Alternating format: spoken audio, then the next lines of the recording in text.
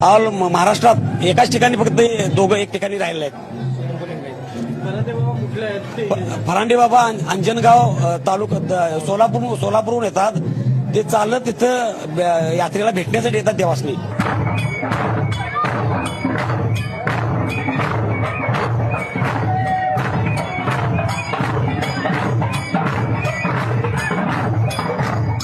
भाकुणकीचा धार्मिक सोहळा आणि श्रींच्या दर्शनासाठी या यात्रेला लाखो भाविक हजेरी लावतात. या देवस्थानच्या यात्रेमध्ये धनगरी घोंगड्यांचा मोठा बाजारही भरवला जातो.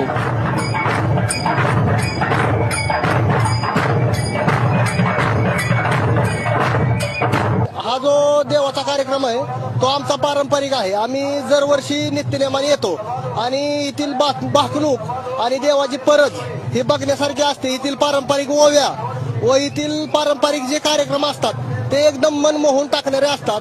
आणि असं आहे की इथल्या देवाची भाकणूक झाल्यानंतर ती एक 99% खरी ठरते.